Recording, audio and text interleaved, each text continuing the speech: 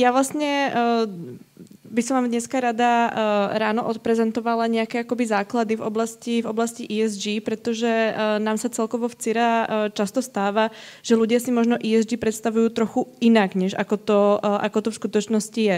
Takže vlastne, aby sme si dali nejaký akoby základ aj potom neskôr do tej debaty, tak by som vám rada predstavila, čo to je, v akej sme aktuálne fázi a ukážeme si aj nejaké pekné príklady praxe, akým spôsobom už k ESG rôzne firmy pristupujú.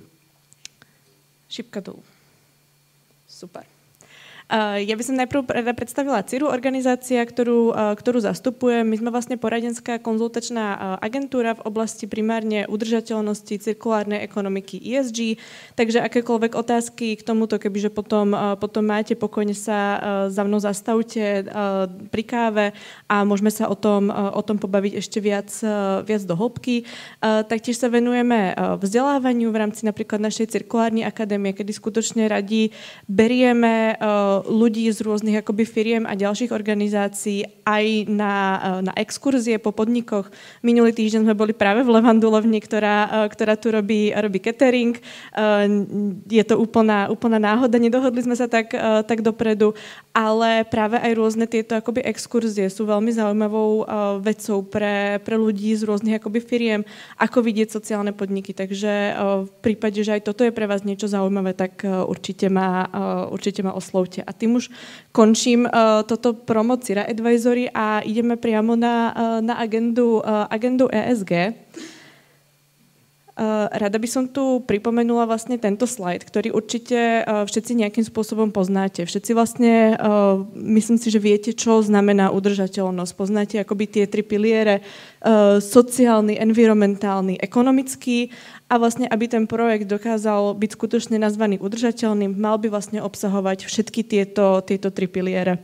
Čiastočne z toho vychádzajú aj vlastne ciele udržateľného rozvoja od Organizácie spojených národov, ktoré máme do roku 2030. Som si istá, že mnohí z vás aj vo vašich vlastne organizáciách s cieľami SDGs nejakým spôsobom pracujú. A že si vlastne uvedomujete aj tento graf ekonomický, sociálny a environmentálny. ESG vlastne neprináša nič až tak zásadne nové, ako to, že sa vlastne vracia k tomuto popisu alebo k tejto definície vlastne udržateľnosti, ale prináša to vlastne do firiem, dáva to do nejakého skutočného rámca, ktorý je vlastne pochopiteľný a bude to vlastne všetko reportované veľmi podobne ako nejaké finančné výsledky. Takže vlastne akoby s firiem, okrem toho ekonomického piliera, už skutočne si budú reportovať aj vlastne tie ďalšie aktivity. Tu už máme nejakým spôsobom ESG. Dúfam, že to všetci vidíte. Je tam skutočne vidno, že je to rozdelené na veľmi jasné tematické štandardy. Nie každá firma vlastne bude reportovať všetky tieto tematické štandardy, ale skutočne, keď sa začínate venovať ESG, tak prechádzate pomerne jasne popísanou analýzou svojich vlastných aktivít, svojho vlastného podniku, alebo teda skôr firmy.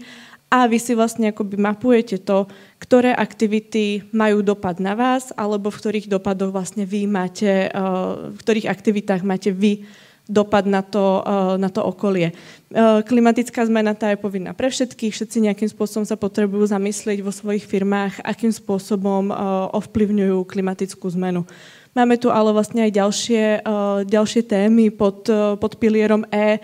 Tu máme napríklad znečistenie, vodomorské zdroje, biodiverzita, ekosystémy, využívanie zdrojov a cirkulárna ekonomika. V tom S-kovom pilieri, ktorý asi pre vás je ten najdôležitejší alebo ten najzaujímavejší, tak sa tu bavíme o vlastnej pracovnej sile, o pracovníkoch v hodnotovom reťazci, o zasiahnutých komunitách a taktiež o spotrebiteľoch a koncových užívateľoch. Aby ste si to vedeli nejakým spôsobom predstaviť v praxi, tak predstavte si, že napríklad vyrábate nábytok. v rámci toho, že vyrábate nábytok, vy nejakým spôsobom ťažíte drevo, takže určite pre vás bude zaujímavá téma biodiverzity a ekosystému, pretože vlastne vy potrebujete, aby tie lesy boli zdravé, aby ste vlastne mali aj v najbližších 20-30 rokoch to drevo, ktoré môžete ťažiť a môžete z neho vlastne vyrábať tie vaše konkrétne produkty. Taktiež vás tam určite budú zaujímať vlastní pracovníci, aby vlastne boli zdraví a dokázali vlastne pre vás pracovať. Pracovníci v hodnotovom reťazci. Určite pokiaľ vlastne sa tam niekde ťaží to drevo, vy ako tá nábytkárska firma to drevo veľmi pravdepodobne neťažíte sami, ale odoberáte ho od nejakého dodávateľa. Samozrejme chcete, aby aj zamestnanci vlastne tohoto dodávateľa neboli nejakým spôsobom zranení, aby mali férové pracovné podmienky, zasiahnuté komunity taktiež. Tam, kde vy či už ako vyrábate, alebo odkiaľ ťažíte to drevo, tiež chcete, aby vlastne tie komunity vás nejakým spôsobom podporovali, aby vy ste tam nebola nejaký ten negatívny subjekt, proti ktorému sa budú nejakým spôsobom brániť, pretože znova toto na vás môže mať nejakým spôsobom negatívny vplyv. A samozrejme spotrebitelia, koncoví užívateľia, tak nechcete, aby napríklad prišli k nejakému zraneniu, keď sa pod nimi rozsype židle, ktorú ste vyrobili. V rámci obchodného chovania tam reportujú firmy to, ako je to nazvané, obchodné chovanie. Takže vlastne rozprávame sa tu o nejakých etických kódexoch, o nejakej platobnej morálke týchto subjektov, či dodržiavate vlastne všetky zákony. To všetko je tam vlastne akoby vyreportované.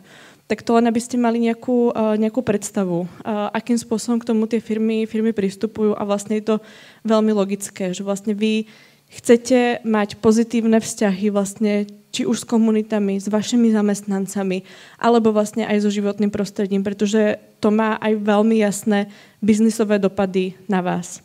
Vďaka tým analýzam, ktorými tam vlastne firmy prechádzajú, tak vy si tam nemôžete ísť reportovať, čo len chcete.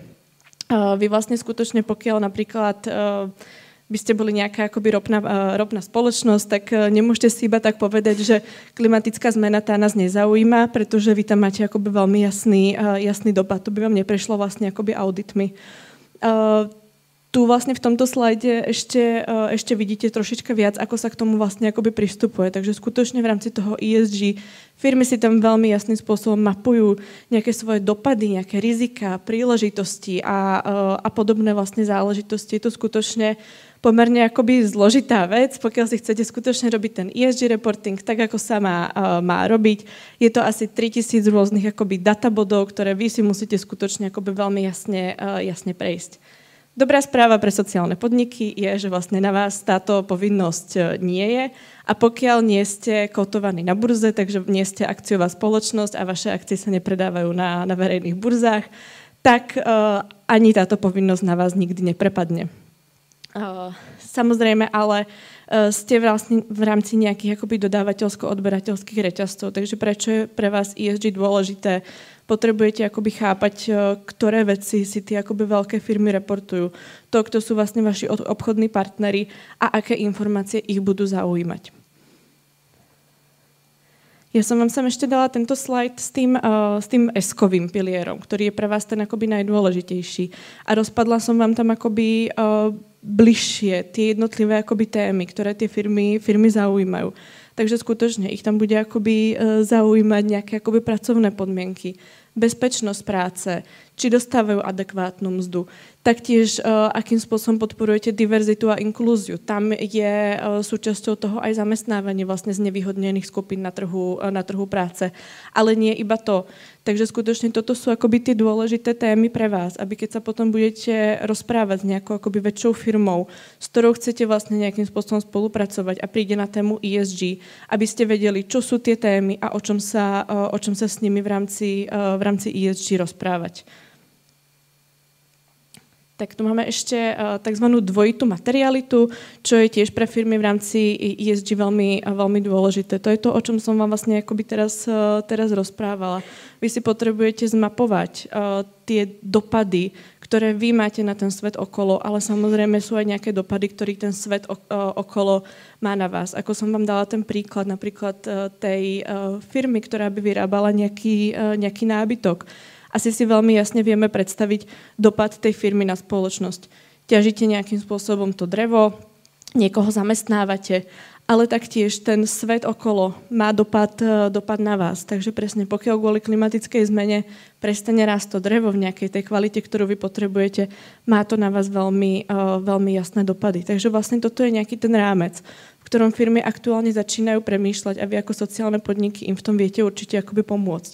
Pretože každá tá firma, hlavne pokiaľ sa bavíme o nejakých akoby lokálnych komunitách alebo na tej regionálnej úrovni, tie firmy si veľmi jasne uvedomujú, aký majú vlastne dopad na tej lokálnej úrovni, pretože s tým prichádzajú každým dňom do kontaktu. Zamestnanci sú samozrejme z miestnych komunít, takže vlastne tie témy sa v rámci tých firiem riešia a vy vlastne ako sociálne podniky potom môžete ponúknuť nejaké svoje riešenie alebo nejaké vaše produkty.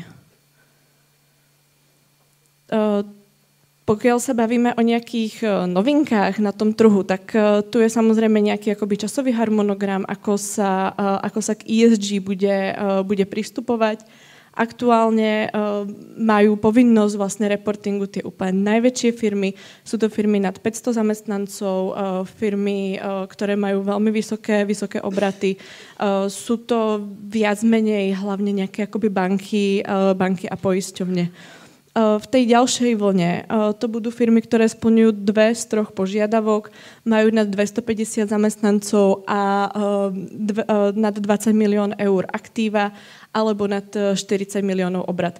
Je teraz troška debata o tom, či je to 20 miliónov a 40 miliónov alebo 25 miliónov a 50 miliónov, ale myslím si, že tu pre tento náš kontext to nie je až tak dôležité.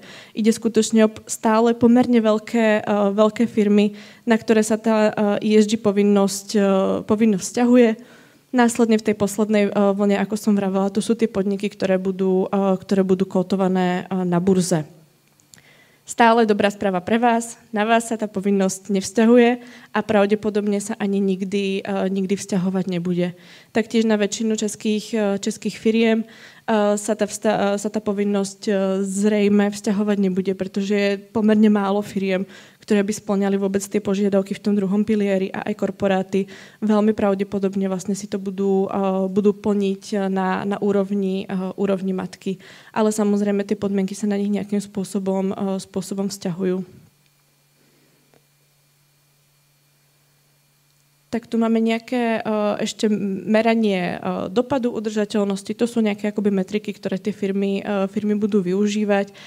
Pre vás je tam zaujímavé určite napríklad rozdiel medzi priemerným platom, medzi rôznymi akoby skupinami zamestnancov, prípadne pokiaľ ste aj environmentálne, sociálne podniky, či tam využívate nejaké metriky, ako je napríklad množstvo vyprodukovaného odpadu, nejaké akoby udržateľné technológie vo vašej výrobe a všetky vlastne akoby podobné záležitosti.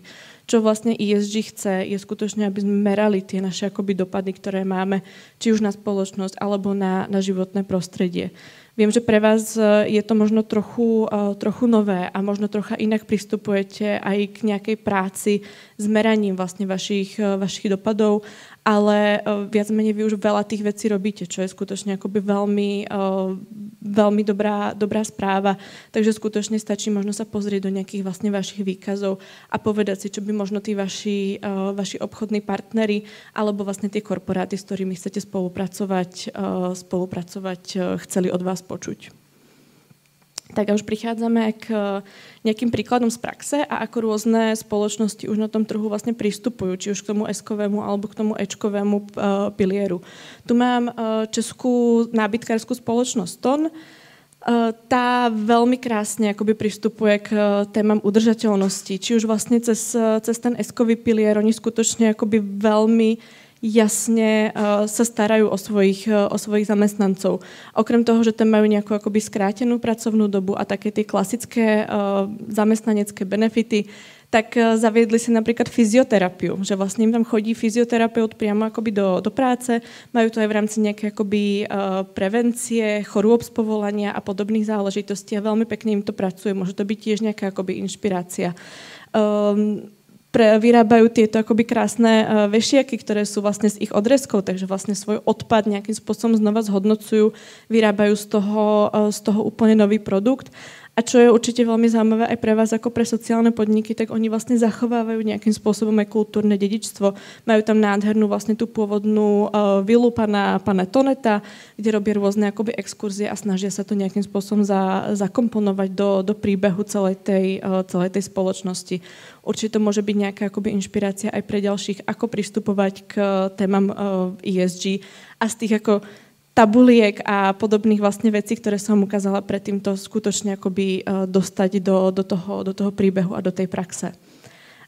Ďalšia firma, ktorá je veľmi zaujímavá, čo sa týka nejakého prístupu k udržateľnosti, tak je Beneš Alát. Sú to vlastne výrobná firma, robia niečo, čo si môžeme povedať, že je veľmi nudné. Oni vlastne vyrábajú rôzne kovové zliatiny, prevažne z hliníka a zo zinku.